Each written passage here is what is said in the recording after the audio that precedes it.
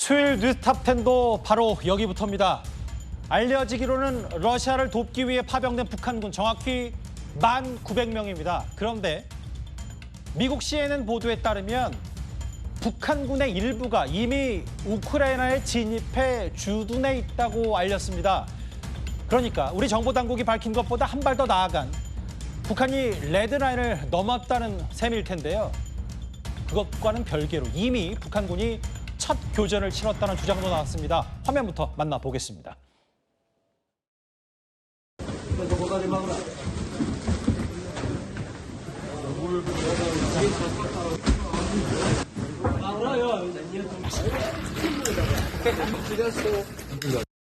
Вводу санкцій. Саме тому беруть у спільники все більше Північну Корею, і вже днями їхні солдати можуть бути на полі бою проти України. Україна змушена буде в Європі фактично воювати проти. 지금부터 만나볼 얘기, 먼저 사진 한 장부터 봐야 될 것 같습니다. 호준석 대변인님. 네네. 이 사진이 의미하는 바가 상당할 것 같아서 우크라이나를 지원하는 한 민간단체가 공개한 이 얘기, 우크라이나 병사가 북한의 인공기를 뺏어서 저렇게 들고 있는 사진 한 장이 공개가 됐어요. 이미 첫 번째 교전을 치렀다는 보도도 나왔거든요. 네, 그렇습니다. 그 쿠르스크 지역, 그러니까 러시아 영토까지 이제 간 걸로 알고 있었는데 우크라이나까지 진입했다라는 보도도 나오고 있습니다. 예. 그러니까 이제 접경 지역 국경을 넘어서 우크라이나까지 이미 북한군이 진격을 했다라는 보도가 나왔고 예. 이미 교전이 벌어졌고 북한군이 한 명 빼고는 그 부대 규모는 알려지지 않았습니다만은 한 명 예. 빼고 다 전사했다. 그리고 그 한 명은 다른 그 몽골계 주민들로 구성된 러시아의 자치공화국 그곳에 이제 신분증 같은 걸 갖고 있더라라는 이제 보도까지 나왔는데요. 예. 물론 이제 미국 정부 국방부나 나토가 공식 확인하지는 아직 않은 것입니다. 그러나 이 우크라이나 전쟁의 양상들을 보면 예. 현지 매체나 NGO들이 먼저 정보를 입수하는 경우가 굉장히 많은데 그 정보가 정확한 경우가 굉장히 많습니다. 나중에 조금 시차를 두고 공식적으로 확인되는 그런 경우가 많은데 신빙성이 있을 가능성이 매우 높은 것으로 보이고요. 우리가 예. 다 아는 대로 이 우크라이나 전쟁 역사상 최악의 명분 없는 침략 전쟁입니다. 여기에 예. 그래서 지금까지 러시아의 가장 맹방이라고 하는 벨라루스조차 참전하지 않고 있는 그런 전쟁인데 거기에 북한군이 지금 처음으로 들어가서 우리 한반도의 안보 상황과 직접적으로 연결이 되는 그런 그 상황으로 몰아가고 있다는 점에서 매우 심각한 국면이라고 할 수가 있겠습니다. 그러니까 정확히는 우크라이나 지원단체가 리투아니아의 공영방송 인터뷰에서 인공기를 뺏었다, 이 사진. 그럼 첫 번째 교전이 있었다. 다음 화면을 볼게요. 그런데 좀 눈에 띄었던 게 뭐냐면 원래 우리는 파병된 북한 군인이 최전선, 가장 지금 교전이 치열하게 벌어지고 있는 이 쿠르스크 지역인 줄 알았는데 인공기가 뺏긴 지역, 우크라이나군이 인공기를 탈취한 지역은 그곳이 아니라 거기서부터 남쪽으로 떨어진 또 다른 접경 지역, 도네츠크주라는 거예요. 여기에서도 만약에 실제 이미 북한군이 이 접경 지역, 국경을 넘었다면 레드라인을 넘은 셈 아니냐. 인공기를 뺏었다. 김규혁 보좌관님. 예. 근데 이제 그것보다 좀 더 눈에 띄었던 건 한 명 빼고 다 사실상 전멸 상태다. 어느 정도까지 저희가 받아들일까요? 사실상 저희가 우려했던 부분들이 벌써 나오기 시작하는 겁니다. 가장 우려했던 것이 뭡니까? 이 북한 군인들의 어떤 실전 경험이 전무하기 때문에 그들에게 어떤 충분한 양의 훈련이라든가 그런 과정이 없이 성급하게 전선에 투입될 경우 상당히 많은 어떤 인명 피해가 발생할 것이다라고 저희가 방송을 통해서 여러 차례 언급을 해드렸는데 벌써 그런 일들이 일어나고 있는 것이고요. 10대 후반에서 20대 초반의 병사들이 충분한 양의 훈련도 받지 못하고 또 생애 태어나서 처음 가보는 곳에서 어떤 지형지물에 대한 어떤 익숙함도 전혀 없고요. 또 러시아의 전술이라든가 이런 것들에 대한 교집합도 없이 결국은 총알바지로 내몰린 것이고 그 결과가 지금 나오고 있는 것이다라고 볼 수밖에 없는 것이고 사실 이것은 어디까지나 전조곡입니다. 우리한테 보여주는 전조곡이고요. 앞으로 이제 시작이다라는 말씀이시네요. 네, 그렇습니다. 앞으로 더 많은 어떤 북한 병사들이 비슷한 과정을 통해서 아마 반복적으로 저렇게 나타날 겁니다. 그러니까 이제 북한 전문가인 김규혁 보좌관 말씀은 북한군과 이미 첫 번째 교전을 치렀고 전사자도 나왔다. 한 명 빼고는 다 사망했다라는 것도 어느 정도 신빙성 있게 받아들여야 된다는 말씀이신 거예요? 네, 그렇습니다. 사실 우크라이나군 같은 경우에는 현재 2년 반 가까이 러시아군과 싸우면서 상당한 양의 실전 경험을 구축한 베테랑 중에 베테랑들입니다. 그런 베테랑들을 상대로 이제 겨우 2주 정도의 어떤 훈련 과정을 거친 북한군, 어떻게 보면은 햇병아리들을 들이밀었다는 것이 가장 큰 실책이라고 볼 수 있고요. 그럴 수밖에 없는, 왜냐하면 이 전장 상황이 너무나 긴박하게 돌아가기 때문에 특히나 러시아군의 입장에서는 상당히 수세에 몰리고 있는 지역에 아마 북한군을 투입했을 가능성이 있고요. 이 북한군을 총알바지로 내세워서 어떻게든 우크라이나군이 있는 진지를 찾아내고 그 진지에 대한 어떤 여러 가지 그 뒤에 어떤 북한군 병사들을 소모한 뒤에 비로소 러시아 병사들로 우크라이나 진지를 다시 공격하는 그런 전술을 채택할 것으로 저희가 예상을 했었는데 아마 비슷하게 그런 양상으로 흘러가고 있는 것 같고요.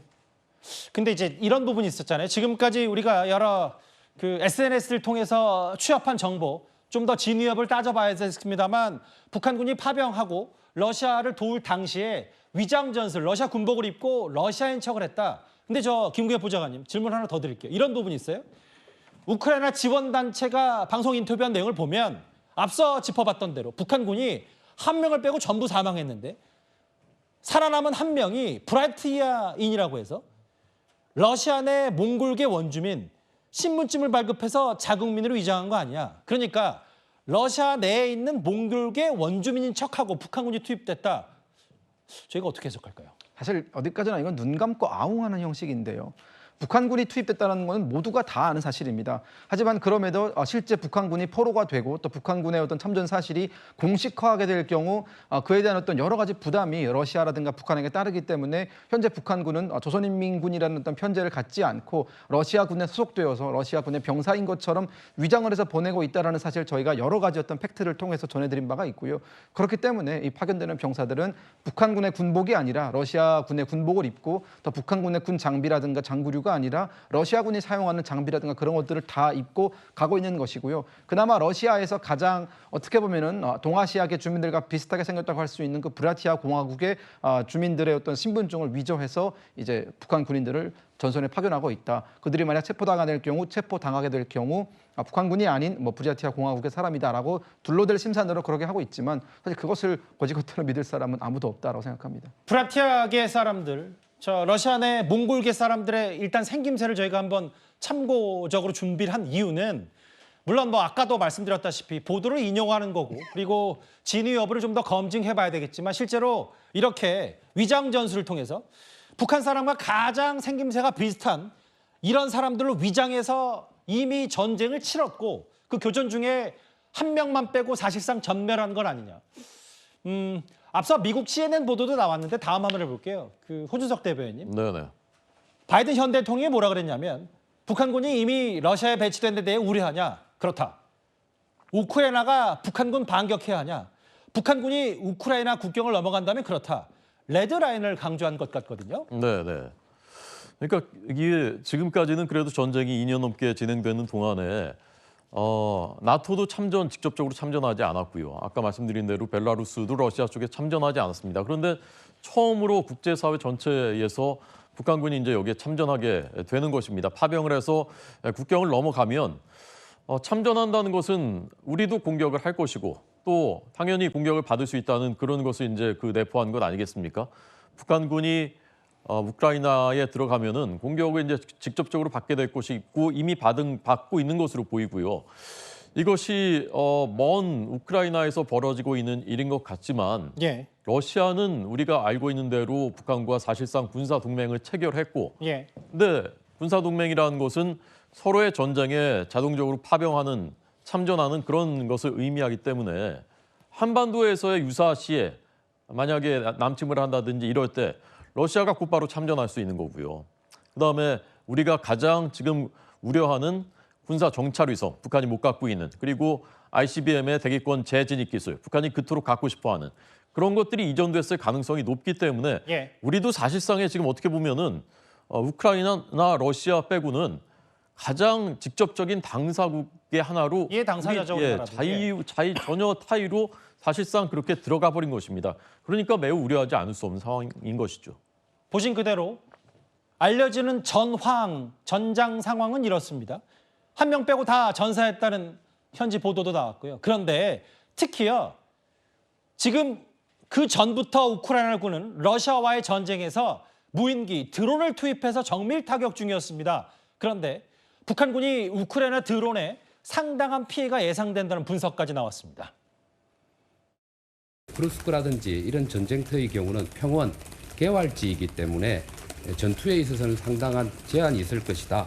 특히나 드론전이라는 형태로 전쟁이 진행이 되고 있는데 북한군에는 드론이 보급되어 있지 않고 그에 맞는 훈련이 안 되어 있는 상황이기 때문에 상당한 피해가 예상이 된다라는 얘기가 있었습니다.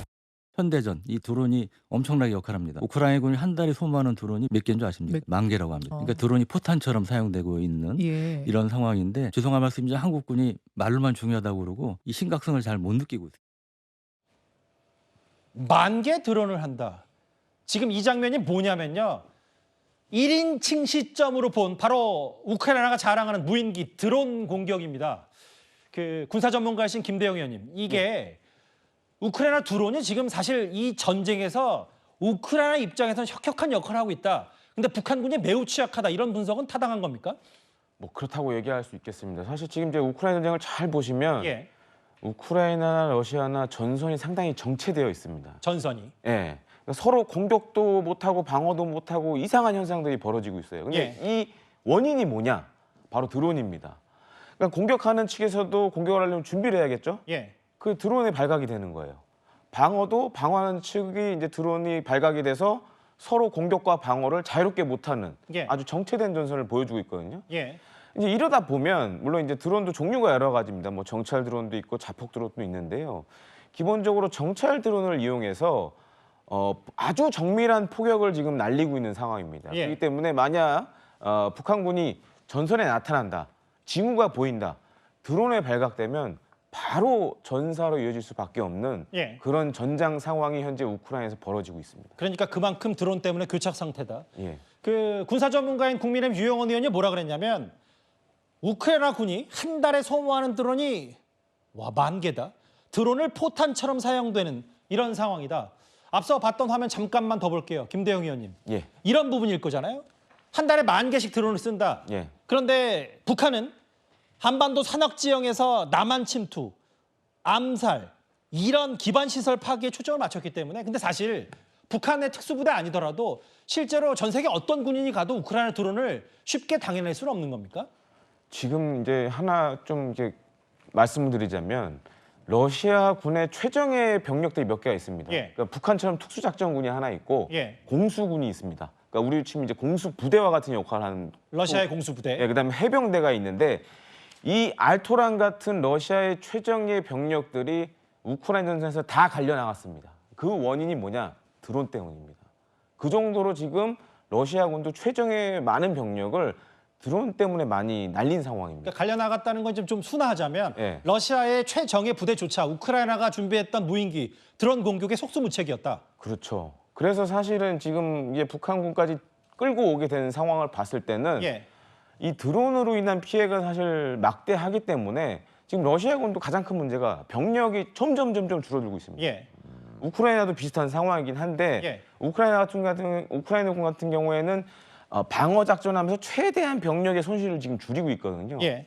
그런 측면에서 봤을 때는 지금 뭐 북한군이 전선에 나타난다 그러면 예. 이 드론에 의한 이 부수적인 피해, 직접적인 피해가 상당할 것으로 좀 생각이 됩니다. 그래서 그런지 모르겠지만 우리 김영현 국방장관이 실제로 총알바지라는 표현도 썼는데 이게 지금 사실 개활지에 평야가 많은 전장 특성 쉽게 노출될 가능성이 있는데 지금 드론 공격에 극히 북한군이 취약할 수밖에 없다. 이 평야 개활지 얘기를 했는데 지금 우크라이나의 현장 전장 상황을 가늠할 수 있는 영상도 하나 공개했어요. 우크라이나 국방부가 바로 미국의 핵심 전력을 영상으로 공개한 게 있습니다. 바로 화면을 만나보겠습니다. 김대영 의원님 저하고 같이 보실까요? 예. 이게 사실 저희도 개활지 뭐 네. 진흙에 가까운 갯벌 이런 얘기를 해서 그렇지 저도 쉽게 육안으로 확인이 안 됐는데 저런 게 이제 우크라이나와 러시아 접경 지역인 땅들인데 저기 지금 보면 저 미국의 핵심 전력 브래들리 장갑차, 에이브런스 전차 이런 것들이 지금 그 우크라이나 국방부 공개한 저 영상이거든요. 예, 맞습니다. 사실은 이제 미 육군을 대표하는 기갑 장비라고 할 수 있겠는데 이 M1 에이브런스 전차는 뭐 과거에는 이 주한 미군도 갖고 있었는데 지금은 이제 창고에 보관해 놓고 있고 브래들리 예. 장갑차도 이제 마찬가지입니다. 근데 예. 굉장히 이제 세계적인 뭐 전차 장갑차들인데 사실 이제 우크라이나전에서 그렇게 힘을 못 썼어요. 예. 그러니까 이제 우크라이나도 드론을 쓰지만 러시아도 많은 양의 이제 드론을 특히 자폭 드론을 사용해서 이 에이브람스 전차라든가 그다음에 이 브래들리 장갑차들을 파괴한 또 케이스들도 있고 해서 과연 지금 이제 만약 이런 전차나 장갑차의 지원을 못 받는 북한군들이 예. 과연 제대로 된 전투를 수행할 수 있을까? 심지어는 지금 러시아군은 이런 전차 장갑차들이 드론에 터져 나가니까 예. 오토바이를 타고 막 진격하는 경우도 있습니다. 러시아군요. 예, 속도로 대신하려는 그런 작전들도 많이 벌이고 있는데 그런데도 불구하고 피해가 많이 발생하고 있거든요. 그렇기 때문에 이게 이 전차 장갑차도 사실 지금은 우크라이나에서 무용지물이 됐다라는 얘기가 나올 정도로 예. 좀 심각한 상황인데 예. 과연 북한군들이 이 적절한 특히 이제 전차 장갑차 지원 없이 그야말로 그냥 보병으로 만약에 돌격해 들어간다라고 하면 막대한 피해가 예상되는 그런 상황이라고 할 수 있겠습니다. 그리고 정리해 보면은 우크라이나의 드론 한 달에 10,000개씩 거의 폭탄처럼 쓴다. 또 하나 과거 구소련을 잡았던 전설의 듀오라는 전장 상황에서 미국의 에이브럼스 전차와 브래들리 장갑차 아까 화면에 만나봤다시피 이런 것 때문에 실제로 러시아가 지금 할 수 있는 건 파병을 받아서 인해 전술뿐이다 이 말씀을 하시는 거네요. 그렇습니다. 사실 이제 지금 러시아군의 또 한 가지 문제가 많은 수의 전차와 장갑차를 잃어버렸습니다. 지금 다 파괴돼가지고 그렇기 때문에 지금 사실 이제 병력으로 하는 수밖에 없어요. 예.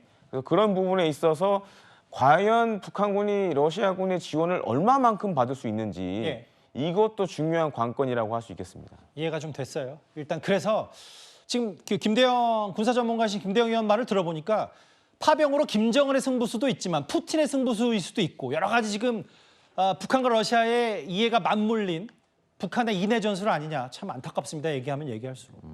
그 김국영 보좌관님. 예. 근데 제가 오늘 어떤 보도 하나를 봤는데 지금 병력이 턱없이 부족한 러시아군이 이제 북한의 파병도 받았고 이거 좀 더 확인해 봐야 되겠습니다만 우크라이나의 주장은 뭐냐면 간염 환자를 투입했다.